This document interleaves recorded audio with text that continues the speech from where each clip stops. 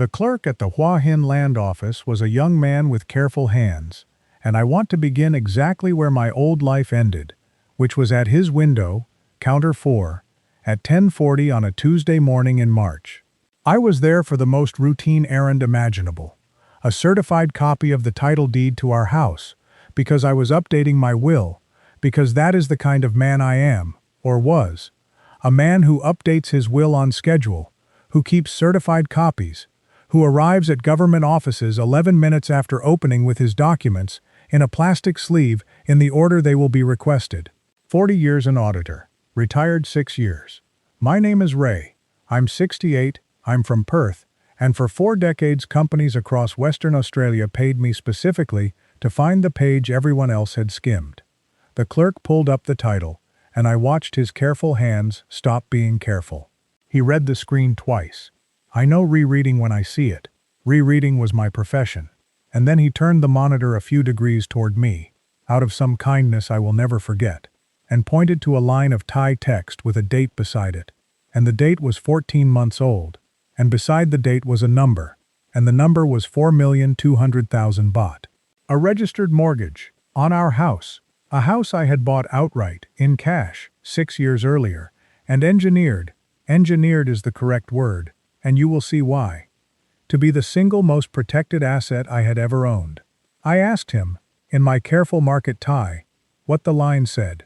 He told me in careful English, and I stood at counter 4 holding my plastic sleeve, a man who had triple-checked every document of his Thai life, discovering the existence of the one I hadn't. I want to tell you what an auditor's mind does in that moment, because it is not what you'd expect. It does not panic. It does not even, immediately, feel. It requests the file. I asked for the full registration record, the mortgage instrument, the identity documents presented, the authorizations, and I paid the small copying fee with exact change, because my hands wanted a task, and I took the photocopies to the row of plastic chairs by the door, and I read them the way I had read loan books in Perth, when a client's numbers smelled wrong, page by page, margin to margin, dating every stamp. The mortgage had been executed properly. That was the first fact, and I want you to sit with it the way I had to, in that plastic chair, with the ceiling fan turning, properly. The lender was a licensed finance company out of Bangkok. The interest rate was legal if unkind. The borrower was my wife, Wan, in whose name the house stood, as it must, under Thai law. Foreigners cannot own land. Every one of you watching knows this. And the instrument authorizing the encumbrance of the property, despite the registered rights of one Raymond, retired, of the same address, was a general power of attorney. Signed by me, my signature, not forged, and I say this as a man who spent a career around document examiners. Not forged, because I recognized it, and I recognized the date, and when I saw the date the ceiling fan seemed to slow down, because the date was the day we bought the house, 6 years earlier, in this same building, possibly at that same counter. Whatever this document was, I had signed it myself, in the happiest hour of my retirement, in a stack of papers I had famously, laboriously, comprehensively checked. Famously is not an exaggeration, and this is where I have to take you backwards, because you cannot understand the size of this until you understand the kind of man who walked into that land office 6 years before. In Perth they used to joke about me at the firm. Measure twice, cut once, then measure the cut. And I wore the joke like a medal. I found the superannuation misstatement at a mining services company that 4 other auditors had signed off. I once held up a merger for 9 days over a footnote. When my wife, my first wife Lynn, who died in 2016, and who this story will otherwise leave in peace, when Lynn was alive she said the most romantic thing I'd ever done was read our honeymoon hotel's liability waiver aloud in the departure lounge, doing the voices. I retired at 62, with a $580,000 in liquid assets, which was then about 13.5 million baht, a fully owned house in Scarborough, and a plan for Thailand, built the way I built everything, on paper, checked, with contingencies. I did not come to Thailand to lose my mind. I came with spreadsheets. I mention all this not to polish my own coffin, but because the whole mechanism of what happened to me, the entire machine, was constructed from my carefulness. A careless man could not have been caught this way. The trap, if I can even call it that, and by the end of this you can judge whether I can, was built into the exact place where a careful man stops checking, the place where he has already checked everything else. I should say why I came at all, because retirement in Thailand is not a reason, it is a brochure. Lin died in March 2016, ovarian, 14 months from diagnosis, and I audited that too. I sat with the oncology bills and the drug schedules and the trial eligibility criteria, and I built a workbook, because it was the only thing my hands knew how to do, while my wife of 31 years disappeared. When it was over, I discovered that a man who has organized everything has, at the end, nothing to organize. The Scarborough house was paid off and silent. My son Daniel lived 40 minutes away with a young family and an appropriate amount of time for me. And I went back to work part-time for 2 years, which everyone approved of, and which was, I can now say plainly, a hiding place with a car park. The first time I came to Hua Hin, it was for a friend's 65th, 10 days, and what struck me was not the beaches, I don't really swim, it was breakfast. Every morning, a table, other men, conversation, at an hour when Perth would have had me alone with the radio. I did the sums on the flight home, the way I do everything, and the sums said, your money goes 3 times as far, your mornings have people in them, and there is nothing in Scarborough but a garden Lin planted that you are not maintaining properly. I moved 11 months later. I want to be clear that I moved toward mornings, not toward women, and that when Juan eventually arrived, she arrived into a life that was already built and already good. The forums have a caricature of the lonely widower stumbling off a plane into a bar, and the caricature exists because it is often true, and it was not true here, and I have found that this distinction matters enormously to me and not at all to the outcome. A man can be sensible about everything, except the one page. That is the whole lesson of my life now, and I earned it in the only way anyone earns anything. I met Juan at an accounting firm, and I'd like the comedy of that to land properly. Not a bar in Pattaya, not an app, not a beach at sunset. The offices of Wichai and Partners, certified accountants, Hua Hin, 3rd floor, above a mobile phone shop. The firm I had engaged, after interviewing 3 firms, to handle the financial documentation for my retirement extension. She was 34 then, the senior administrator, the one who kept Kun Wichai's chaos in order, and the first thing I ever admired about her was her filing. I am not being cute. I watched her locate a client's 2012 withholding certificate in under a minute from a wall of identical binders, and something in my auditor's heart, dormant since Lin, sat up. She was from Bangkok originally, an office family, not Isan, not poor in the way the forums teach you to expect. Her father had been a customs officer. Her English was precise where mine was loud, and when I eventually asked her to dinner, 5 months of visa appointments later, she corrected the restaurant's addition on the bill before I could, and I was, I think, gone from that moment. Whatever else this confession contains, I want the beginning told honestly.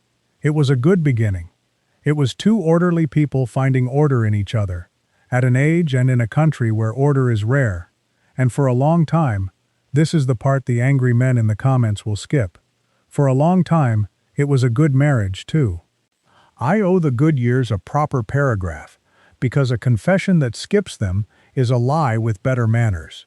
Juan learned to cook the one Australian thing I missed, a lamb roast. Badly at first and then better than my mother's, and she did it because I mentioned it once in year 1, and she filed it, the way she filed everything. She sat with me through the Perth funeral of my brother, over a video call at 4 a.m. Thai time, and did not once look at her phone.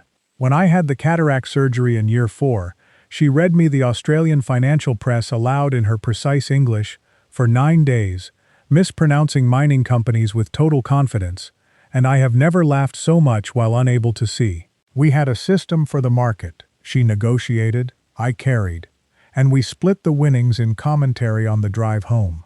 In year 5 she quit Wichai and Partners to set up her own bookkeeping practice with 4 small clients, and I built her fee schedule, and it was the best professional collaboration of my life, better than anything in Perth, because there was nobody to bill and nothing to prove. I say all this not to soften what came, and not to invite the comments that say she was building trust for 6 years, which may be true and which I cannot disprove. I say it because I have listened to 100 of these stories now, and the ones that end with a man declaring it was all fake, every day, from the start. Those men are, I think, choosing the cheaper pain.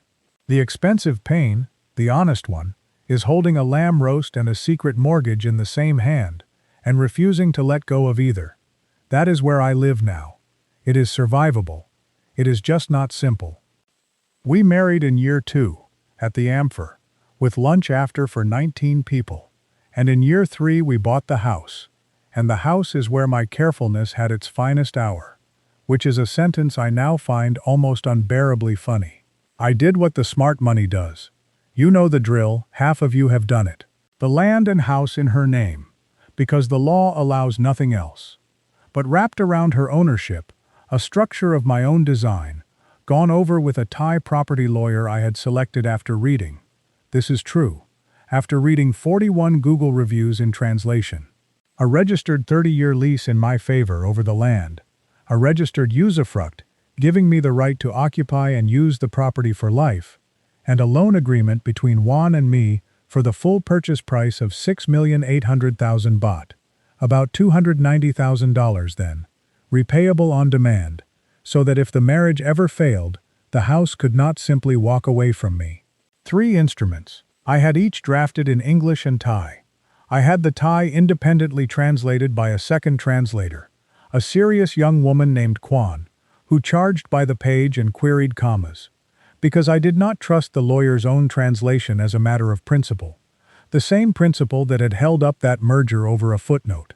On transfer day at the land office, I sat with a folder of documents I had read, in 2 languages, an aggregate of, I counted once, for a dinner party story, 196 pages. Kuhn Prosert, the agent, told the officials with genuine delight that in 11 years he had never had a Farang client check the seller's spouse consent form. I checked it. I checked everything. I would have told you, that evening, on the balcony of my legally armored house, that I was the most protected foreigner on the Gulf of Thailand. And here is the thing that still stops my breath. Structurally, I nearly was. So where did page 7 come from? That is what I asked the plastic chair, the ceiling fan, and eventually a lawyer, in the weeks after Counter 4, and the answer required me to audit the best day of my life, which I do not recommend to anyone. Transfer day, 6 years ago. The land office crowded, the queue numbers called in bursts, our slot running late because a title upstairs needed a supervisor's stamp. Kwan, my translator, my second pair of eyes, had messaged at 7 a.m. Her mother, a hospital, Bangkok, 1,000 apologies. I remember standing in the car park reading her message and making a decision I have since reconstructed perhaps 400 times. Proceed anyway. Because every document in my folder had already been read, translated, checked, and initialed in the corner in pencil, my little private tick. Because the appointment had taken 5 weeks to get. Because Juan was wearing a yellow dress and had brought garlands for luck, and Prasert had brought his delighted energy, and the machine of the day was rolling, and the documents were done, the checking was done, the checking had been done for weeks. What remained was ceremony.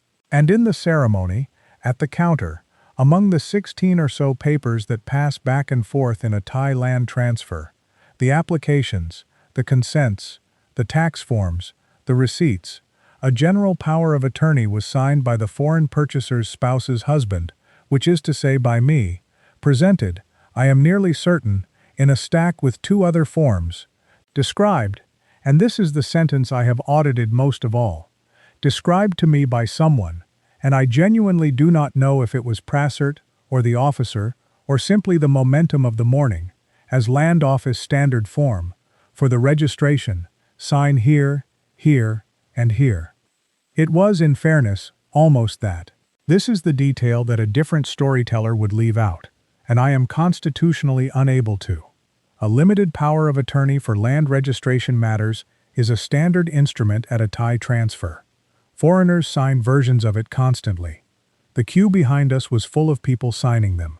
What I signed was not the limited form. What I signed was a general power of attorney. Durable, broad, covering financial and property matters. A legitimate legal document, printed on the same government-looking paper, that had no business in that stack. I have had 6 years and one catastrophe to consider how it got there, and I will tell you honestly where the evidence runs out. My lawyer believes Prasert prepared it, possibly at Juan's request, possibly at her family's, possibly on spec. Agents in tourist provinces have been known to salt the stack, she said, the way a waiter pads a bill, not always knowing if it will ever be used. Juan, when we finally sat across a table with the wreckage between us, swore she had not known it existed until her brother's crisis, that she had found it in the fireproof box, my fireproof box, my filing system, alphabetized, where it had lived for 5 years under P. And I want to tell you something that the revenge channels will hate me for.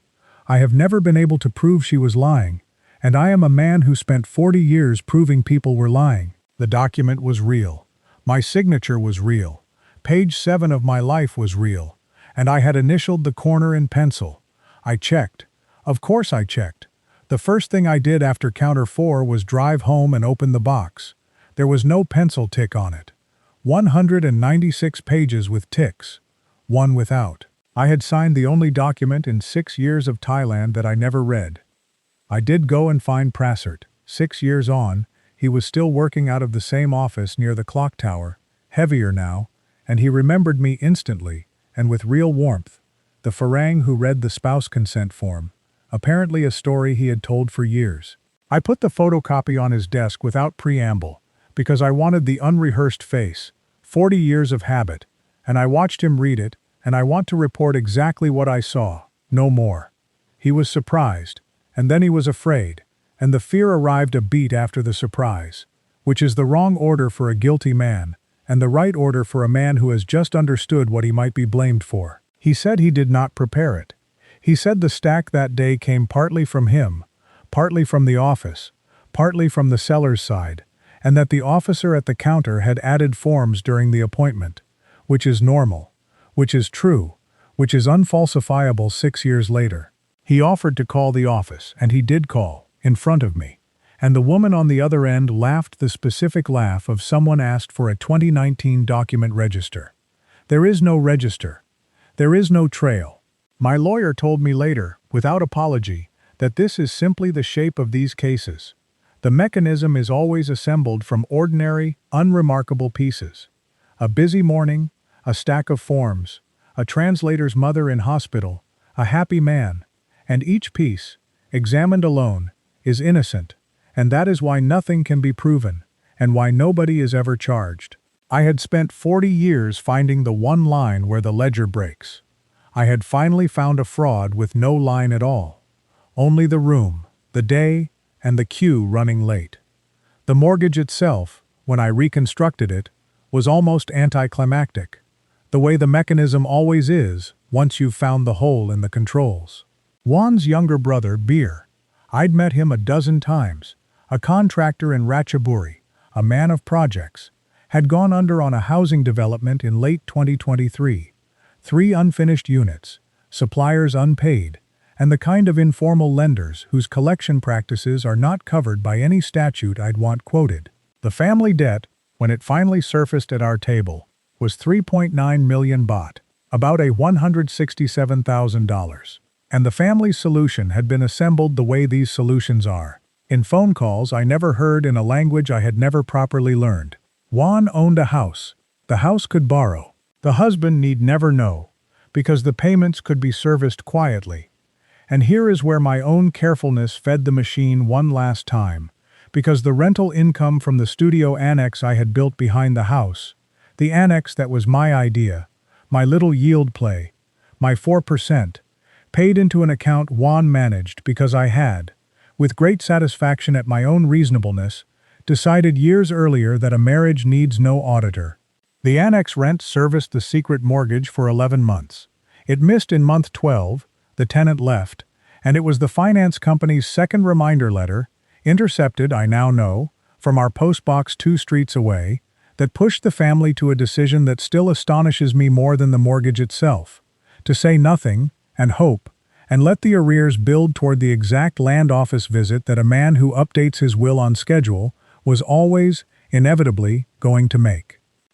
I want to account for the 9 days between counter 4 and the kitchen table, because those 9 days are the strangest of my life, and because every man who finds his own page 7 will live some version of them. I did not confront her. I went to work. That is the only honest way to describe it. I opened a new workbook, named it, I am not proud of this, House Recon V1, and I audited my own marriage the way I would have audited a client I no longer trusted, which is to say from the documents outward, saying nothing, disturbing nothing. I pulled 6 years of bank statements, mine and the joint, and built a tab that mapped every transfer over 20,000 baht against a calendar. I photographed the fireproof box's contents, all of it, page by page, on the dining table with the good lamp, and found what I told you: 196 pencil ticks and 1 bare corner. I drove to Ratchaburi on the 4th day and parked across from a housing development I had heard about at 3 family dinners and never once visited, and I counted 3 unfinished units with grass growing through the ground floor and a supplier's notice taped to a gatepost, and I photographed that too. On the 6th day I went to the annex and asked the new tenant, a Dutch woman, where she paid her rent, and she showed me the account number on her phone, and it was not the account I had been told about, and it had not been for 3 years. And I want to describe what that week did to my eyes, because this is the part I would warn a man about above all others. Every memory became evidence. That is what happens. Nobody tells you. The auditor's disease, turned on your own life, converts your entire history into a document review. I sat in the spare room at 2 a.m. rereading 14 months of marriage against the mortgage timeline, and everything fit, and everything also fit the innocent version, and that is precisely the torture. The weekend she was quiet in Cha'am, the month she stopped asking about my will update, the Sunday her mother came and they talked on the balcony for 2 hours in Thai while I made the coffee I make. I could build a case for calculation out of any of it. I could build a case for a frightened woman carrying a secret out of every single one of the same facts. In 40 years I never once had to audit something where I wanted both conclusions to be true. It is a category of pain I had no procedure for, and by day 8 I understood that I was doing something dangerous. That the reconstruction had stopped being an investigation and become a way of not having the conversation. So on day 9, I closed the laptop, printed 2 tabs, and asked her to sit down. 14 months. I want to hold that number up to the light, because the mortgage was registered in January of the year before counter 4, and I lived 14 months inside a house that was quietly working for somebody else. In that time we took a trip to Chiang Rai. I had a birthday, 67, and she organized a lunch for 11 people and made a speech in English that she had clearly practiced, about a man who checks things, and everybody laughed and looked at me fondly. I updated my will. That's the joke of it.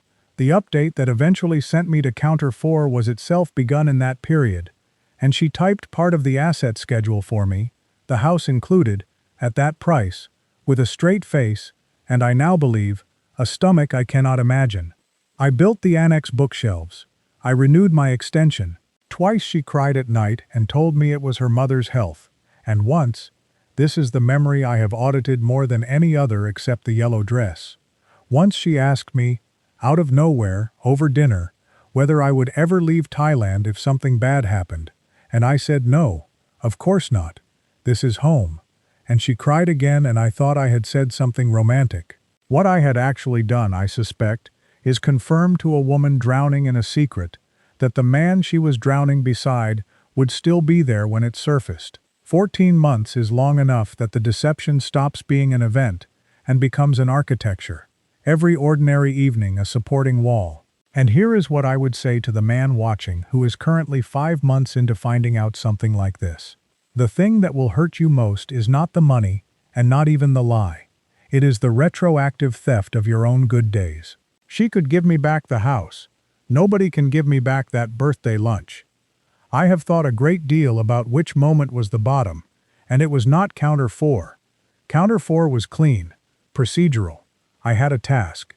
The bottom was 9 days later, at my own kitchen table, when the reconstruction was complete. I had built a spreadsheet, of course I had, with a tab for the timeline and a tab for the money, and Juan sat across from me and confirmed the last cell of it, and then did something I had no procedure for. She took my hand.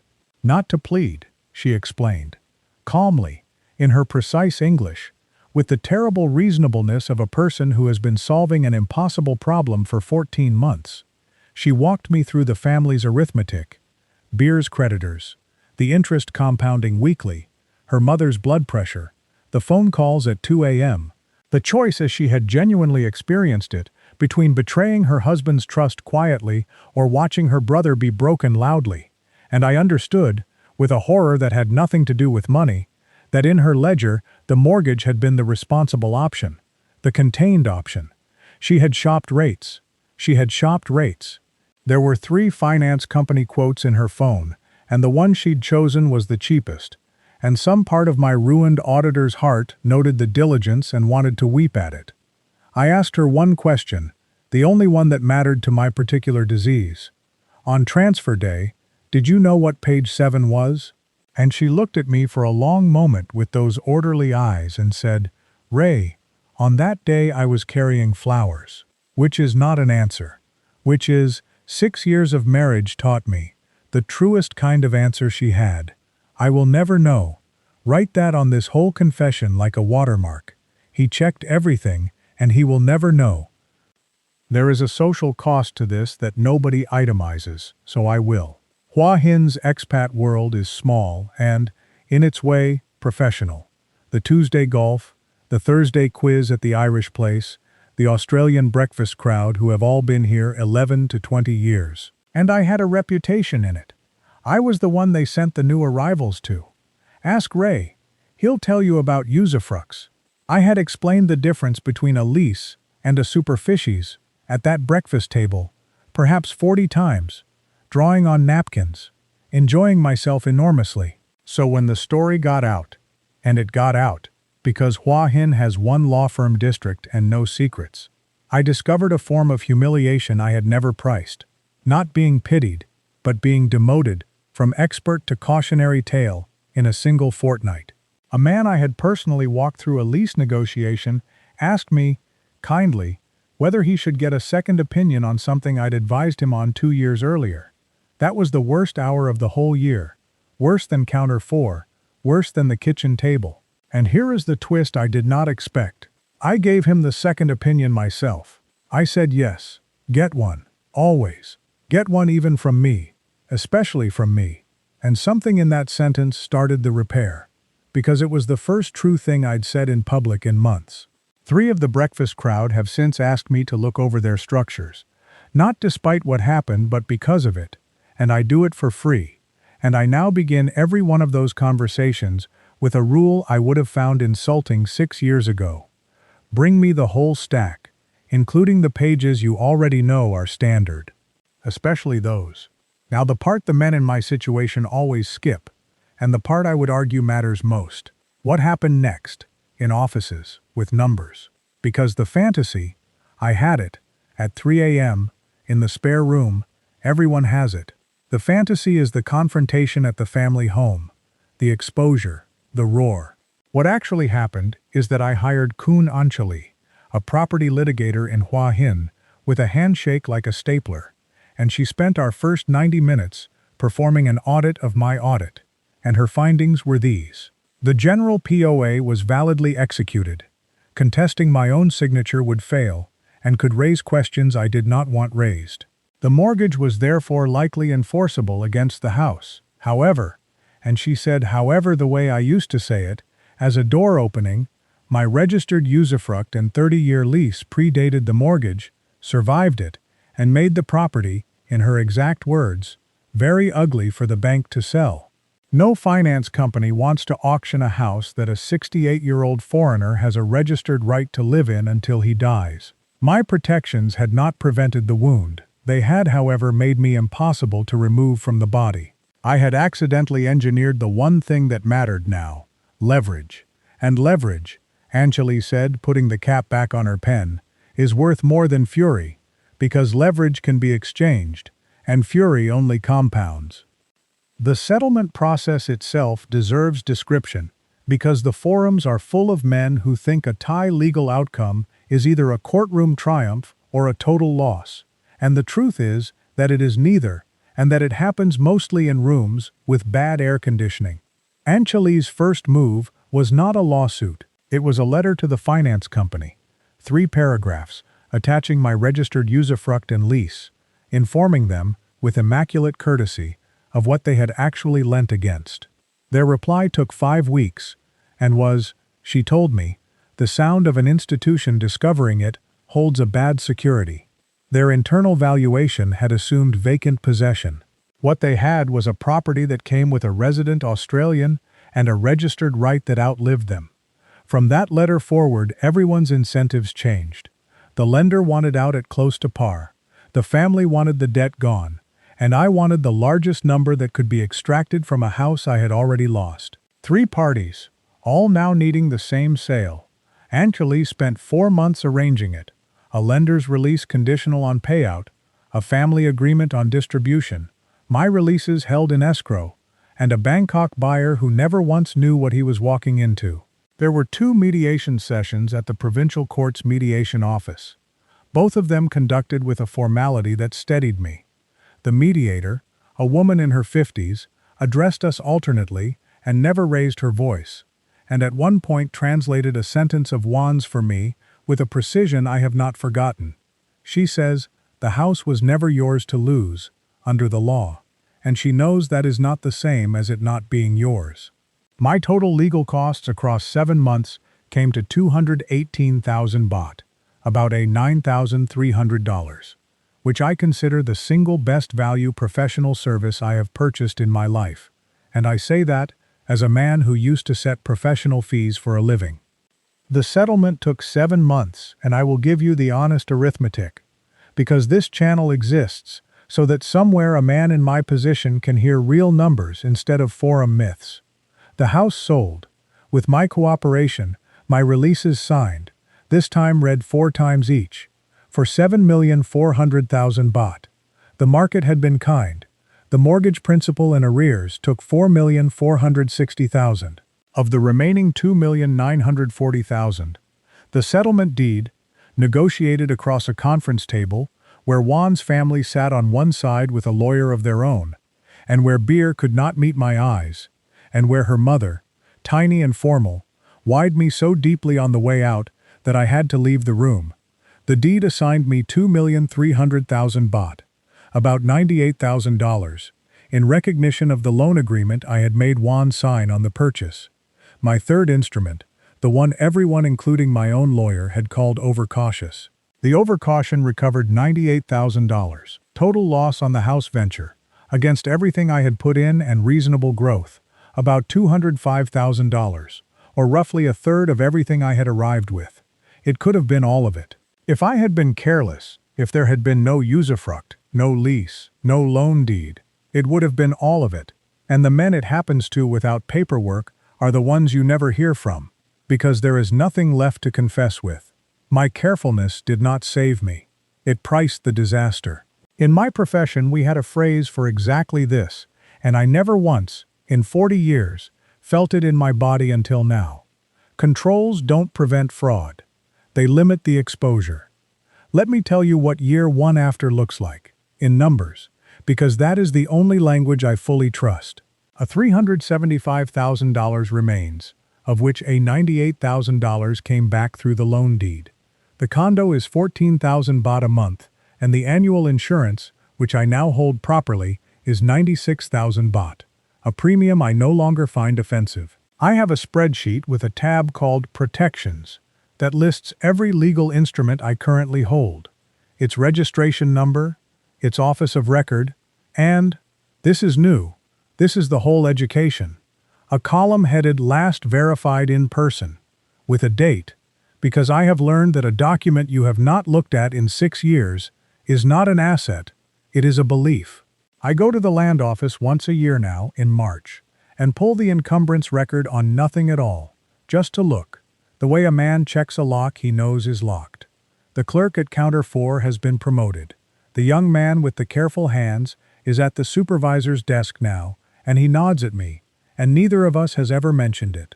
And on the days when the old disease comes back, when I catch myself rebuilding House Recon at 2 a.m., adding a tab, hunting for the fact that will finally settle whether she knew, I have a rule that Anjali gave me on the last day, closing her file, no charge for the sentence.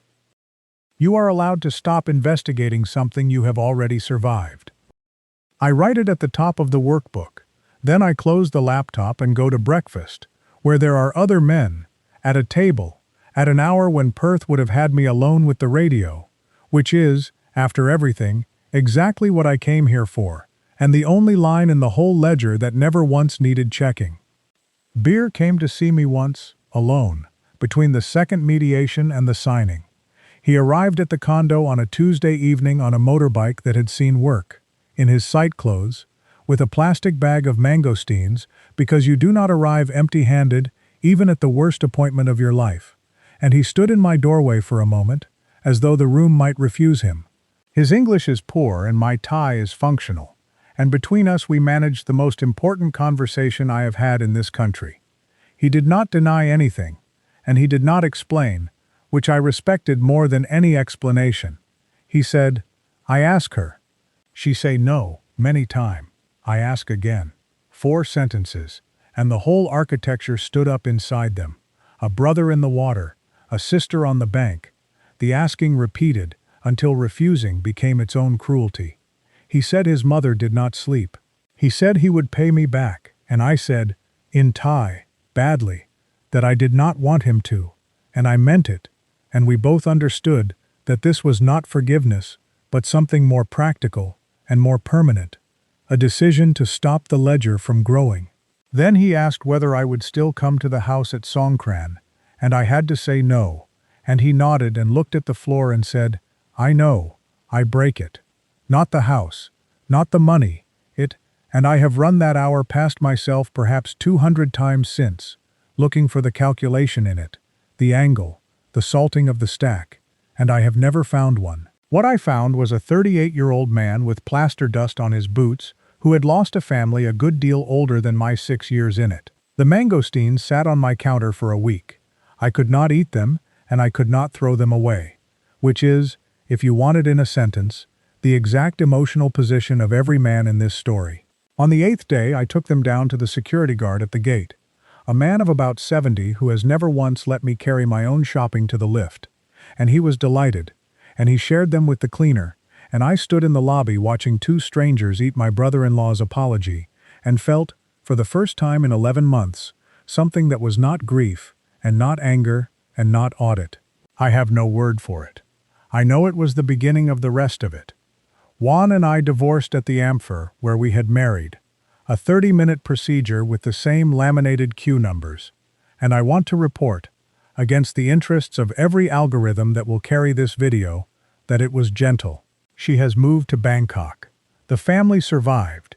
Beer is a salaried site foreman now, projects behind him, and some part of me, the part Lynn would recognize, is glad, and I've stopped apologizing for that part.